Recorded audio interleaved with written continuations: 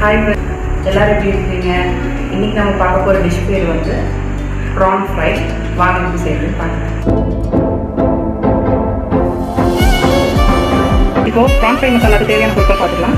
PRAN, சின்ன வெங்காயம் நறுக்கியது, தக்காளி, இஞ்சி, கருவேப்பிலை, கொத்தமல்லி, வெள்ளைப்பூண்டு, பச்சை மிளகா.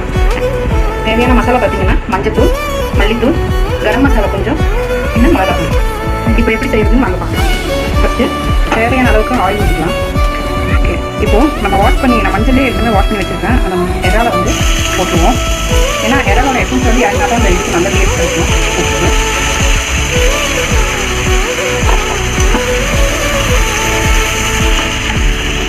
இப்போ 2 minutes ஃப்ரை பண்ணால் போதும்.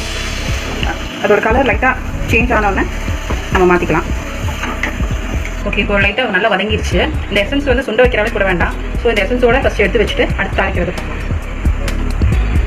ஸோ மசாலா செய்யலாம். ஒரு பேன் எடுத்துக்கோங்க. தேவையான அளவுக்கு எண்ணெய் ஊற்றிக்கோங்க. அது கூட வந்து ஃபஸ்ட்டு கொஞ்சம் பெருஞ்சீரகம் சேர்த்துக்கலாம். 2 கருவேப்பிலை.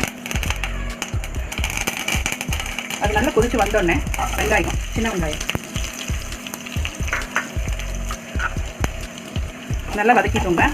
இன்னும் வெங்காயம், சின்ன வெங்காயம் வந்து தனித்தனியாக வர அளவுக்கு ஒரு கோல்டன் ப்ரௌனிஷ் கலர் வர அளவுக்கு கொஞ்சம் வதக்கிக்கோங்க. வெங்காயம் நல்லா வதங்கிடுச்சு.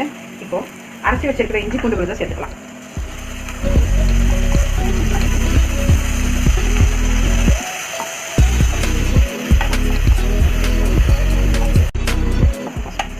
அடுத்து கீரி வச்ச 4 பச்சை மிளகாய் சேர்த்துக்கலாம். அதை லைட்டாக கிளறிக்கோங்க. ஸோ வெங்காயமும் பூண்டு, இஞ்சி பூண்டு விழுது, கருவேப்பிலை ப்ளஸ் பச்சை மிளகா, அதோட எசன்ஸ் எல்லாமே வந்து கொஞ்சம் நல்லா வதங்கணும். அது பொறுத்து அதோட டேஸ்ட்டு. இப்போ நல்லா வதங்கிடுச்சு. இப்போ தக்காளி ஆட் பண்ணிக்கலாம்.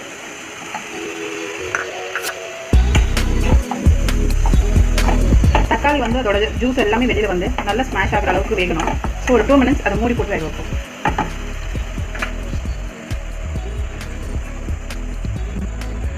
இப்போ வந்து தக்காளி வதங்கிடுச்சான்னு பார்க்கலாம்.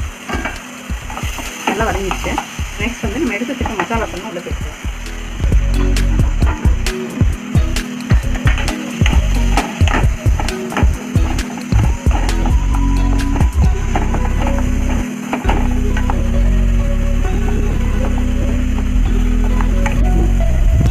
மசாலா நல்லா கலந்து வந்துருச்சு. இப்போது வதக்கி வச்சிருக்கிற ப்ரான் இதுக்குள்ள சேர்க்கணும். நம்ம அதனால தான் மசாலாவில் தண்ணி கலக்கல, ஏன்னா ப்ரான்லேயும் நிறைய தண்ணி விடும். ஸோ நம்ம இப்போ இதை கிளறி விட்டு நல்லா சுண்ட வச்சுட்டாலே அது நல்ல ஒரு திக் கன்சிஸ்டன்சி வரும். ப்ளஸ் ஆயில் வந்து நல்லா அப்சர்வ் ஆகி வெளியில் வரும். அப்போ அந்த ஸ்டேஜில் நம்ம இறக்கிக்கலாம்.